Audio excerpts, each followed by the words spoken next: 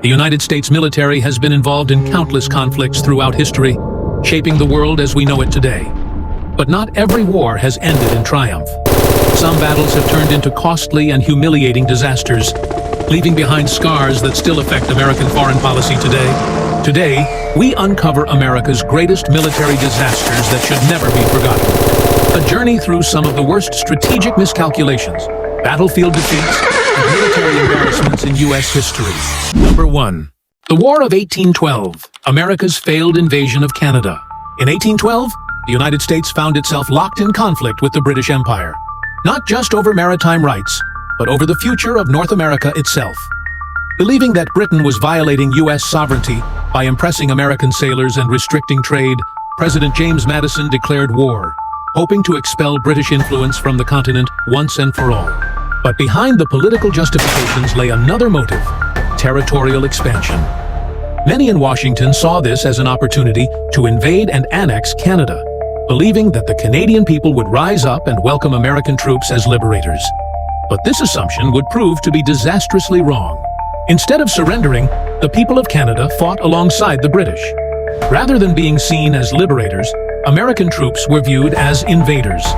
In battle after battle, from Detroit to Queenston Heights, American forces suffered humiliating defeats at the hands of British troops, Canadian militia, and indigenous warriors, led by figures like Tecumseh.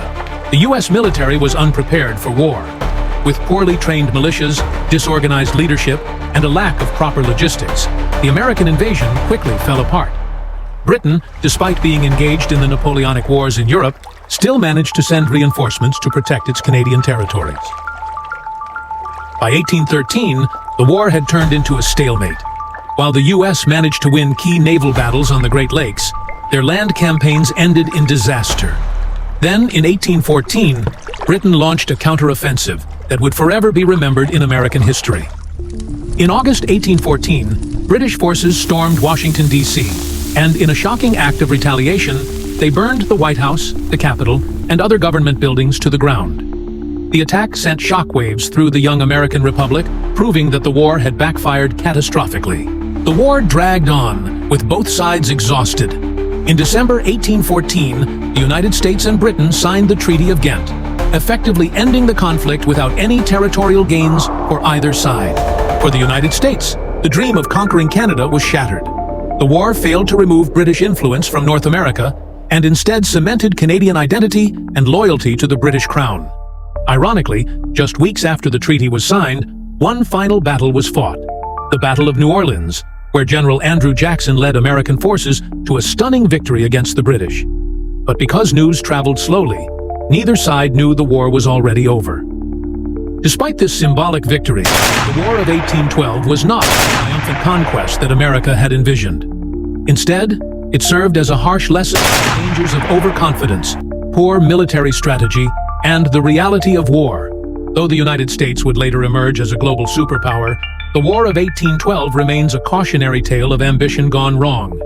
A war that ended not with conquest, but with compromise and survival. 2. Red Cloud's War, 1866 to 1868, America's greatest defeat against native warriors. Between 1866 and 1868, the United States waged a war that would end in one of its greatest humiliations. Not against a European power, but against the indigenous tribes of the Great Plains. This war, led by Red Cloud, a Lakota Sioux chief, would see the U.S. Army suffer one of its most devastating defeats. The conflict revolved around the Bozeman Trail, a vital route connecting the Oregon Trail to the Montana goldfields. To protect settlers and miners, the U.S. military built a series of forts deep inside native territory. But to the Lakota Sioux, Cheyenne, and Arapaho, these forts were an invasion, a threat to their very way of life. Red Cloud, a brilliant strategist and fearless leader, saw the truth. This was not just a trail. It was a symbol of American expansion, a path that, if left unchecked, would lead to the destruction of his people's way of life. And so, he made a decision. He would wage war like no native leader had ever done before. But Red Cloud did not fight with the sheer force of numbers. He fought with intelligence, patience, and cunning strategy. He knew that attacking forts directly would be suicidal, so instead, he cut them off from the outside world. One by one, Red Cloud's warriors destroyed supply convoys, intercepted reinforcements, and attacked isolated patrols. The soldiers in the forts became trapped, slowly starving, unable to fight back. Then came December 21st, 1866, a day that would go down in history as one of the worst disasters the U.S. Army had ever suffered: the Fetterman Massacre. Captain William Fetterman was bold, arrogant, and reckless. He once boasted that he could ride through the entire Sioux Nation with just 80 men. On that fateful day, he led his soldiers straight into a trap that Red Cloud had carefully prepared. As Fetterman and his men rode into the valley, suddenly, the landscape erupted with war cries. More than 1,500 Lakota, Cheyenne, and Arapaho warriors emerged from the hills, completely surrounding them. Within less than an hour, every single American soldier was killed. Not a single man under Fetterman's command survived. This was the worst defeat the U.S. Army had suffered against native forces up to that point. The U.S. Army was shocked and humiliated. Red Cloud had outwitted, outmaneuvered, and outmatched the military might of the United States. For the first time, American soldiers realized they could not win this war. By 1868, it was clear: the U.S. Army had lost. For the first and only time in history, the U.S. military was forced to abandon its forts and surrender control of the region. The Treaty of Fort Laramie granted the Lakota full control of the Powder River Country, marking the only war the United States has ever lost to Native American forces. It was a victory for Red Cloud, but it was a victory that would not last.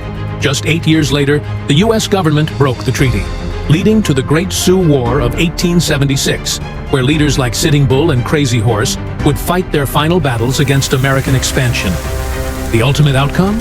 The loss of native lands, forced relocation, and the tragic destruction of an entire way of life. 3. The War in Afghanistan, 2001 to 2021, America's longest war. On September 11, 2001, the world watched in horror as the deadliest terrorist attack in modern history unfolded in New York City. The perpetrators? Al-Qaeda, led by Osama bin Laden, a man protected by the Taliban regime in Afghanistan. On my orders, the United States military has begun strikes against Al-Qaeda terrorist training camps and military installations of the Taliban regime in Afghanistan. These carefully targeted actions are designed to disrupt the use of Afghanistan as a terrorist base of operations and to attack the military capability. Within weeks, the United States launched Operation Enduring Freedom, a mission to eliminate the Taliban and destroy Al-Qaeda's stronghold. What started as a swift and overwhelming invasion soon turned into a 20-year quagmire, becoming the longest war in American history. By December 2001, the Taliban government had collapsed, their fighters scattered into the mountains. The U.S. had taken Kabul, overthrown the regime, and installed a pro-Western Afghan government. Victory seemed swift and absolute. But America miscalculated. The war was far from over. While Washington focused on nation-building, the Taliban regrouped, reorganized, and launched an insurgency that would last for decades. The Taliban had adapted. They abandoned conventional warfare and embraced guerrilla tactics. Using roadside bombs, ambushes, and suicide attacks, they turned every American convoy into a potential death trap. The war dragged on, and soon, Afghanistan became a graveyard for American ambitions. Year after year, the U.S. poured trillions of dollars into the war, training an Afghan army that would ultimately collapse within days. Meanwhile, the American public grew weary. The war seemed endless, unwinnable. Despite having the best equipment, the best training, and 20 years of U.S. support, the Afghan military crumbled when the moment of truth arrived. The Taliban, after 2 decades of waiting, launched a blitzkrieg across the country, capturing city after city in mere weeks. Then came August 15, 2021, a day that will be remembered as one of the most humiliating moments in U.S. military history. The Taliban entered Kabul without a fight. The Afghan president fled the country, and within a matter of hours, the entire government had collapsed. The chaotic evacuation from Kabul airport became the defining image of this war, a desperate attempt to escape, reminiscent of America's retreat from Saigon in 1975. Scenes of people clinging onto U.S. aircraft, of babies being passed over razor wire fences, and of Afghan allies left behind shocked the world. In the end, tens of thousands were evacuated, but many who had worked alongside U.S. forces were abandoned to an uncertain fate. Just days later, a suicide bomber struck the airport, killing 13 U.S. service members and over 170 Afghan civilians, the final tragic chapter of America's longest war. I judged that it was not in the national interest of the United States of America to continue fighting this war indefinitely. After 20 years, 2,500 American lives lost, and over $2 trillion spent, the war in Afghanistan ended not with victory, but with a retreat. The Taliban had won back their country, and America left behind a nation that was, in many ways, worse off than when they had arrived. This war, once justified as a fight against terrorism, became a symbol of American overreach, failed nation-building, and the limits of military power. Afghanistan, known as the graveyard of empires, had claimed yet another superpower. So, what did it all mean? Was it worth the sacrifice? Or was it just another lesson in the dangers of military intervention? One that history is doomed to repeat? If you enjoyed this video, take a second to hit the like button, share it with others, and subscribe to the channel. Don't forget to turn on the notification bell so you never miss our next exciting videos.